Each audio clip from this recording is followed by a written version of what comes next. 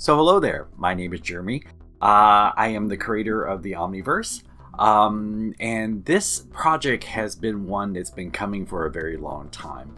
And it isn't just one main saga, it is a collection of fragments and characters and worlds that span around a whole huge multiverse of galaxies and dimensions and you name it. But it is a story about the whole universe itself, about choice and consequences, care over power, and how all that relates. And how that in a universe of consequences, love is the greatest risk.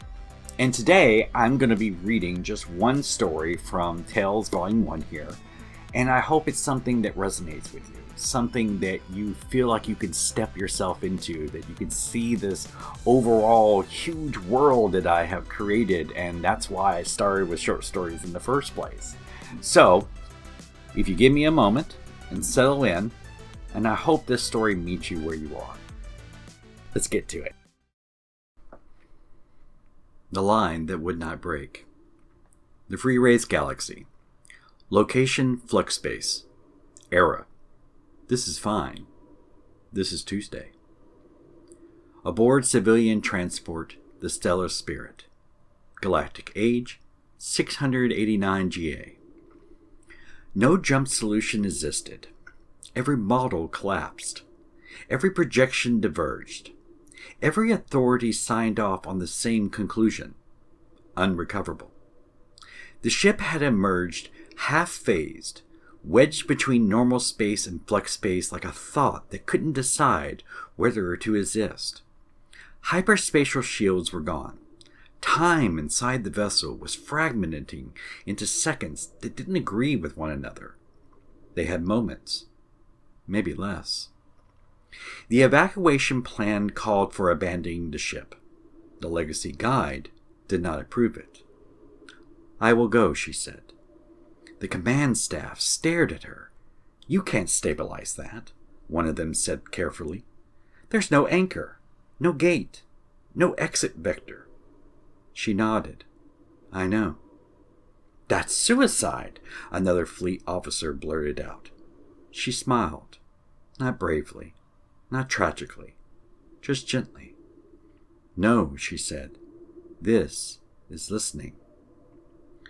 They watched as she crossed the threshold alone, stepping into a region of flux space that instrumentation refused to describe.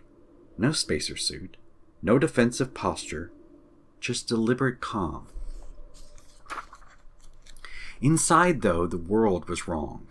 Gravity argued with itself. Time flickered like a faulty light.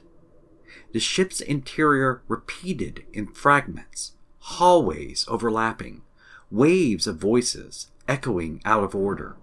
Memories and echoes crossed through in blurry, ethereal scenes, bleeding into the mortal realms. The crew saw her appear on internal holocameras in 3 places at once. She did not rush. She placed her hand gently against the bulkhead. Bluish strands of ethereal energy began to pour from her hand, swirling tendrils, caressing what was and what is. And she stayed there, breathing, remembering, anchoring herself not to the ship, but to now. The flux pushed, not violently, but curiously. A child trying to understand an improbable question, or like a tide testing whether a stone was meant to stay. She did not push back. She held. Moments passed, then something shifted. Not the ship, not the flux. Her.